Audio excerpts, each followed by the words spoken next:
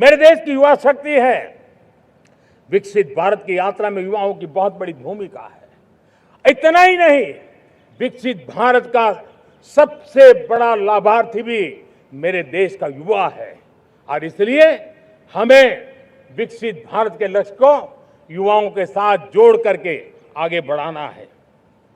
युवाओं हमारी सर्वोच्च प्राथमिकता के साथ हमें आगे बढ़ना है।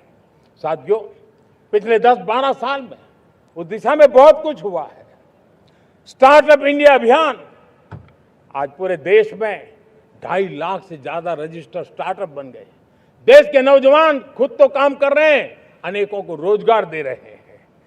1 लाख करोड़ रुपया इनोवेशन फंड भारत सरकार ने घोषित किया है।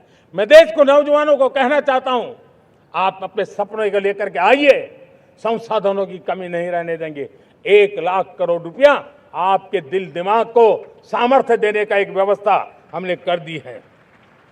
रिसर्च के नए अवसर मिले, डिजिटल इंडिया के नए सस्ते डेटा, ये युवाओं को सशक्त किया।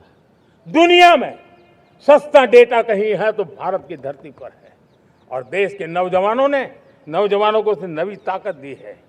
स्किल इंडिया हमने नेशनल प्रोग्राम बनाया है। स्पेस सेक्टर को हमने ओपन कर दिया। नेशनल ड्रोन पॉलिसी हमने बनाई है। खेलो इंडिया पॉलिसी बनाई है।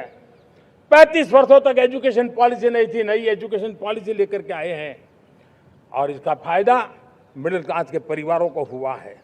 साथियों, 2004 से 14 आंकड़ा मुझे देना चाहिए आपको। 2004 से 14 हमारे देश में 350 से भी कम यूनिवर्सिटी थी और आज 10-12 साल के भीतर भीतर करीब 650 नई यूनिवर्सिटी जुड़ चुकी है।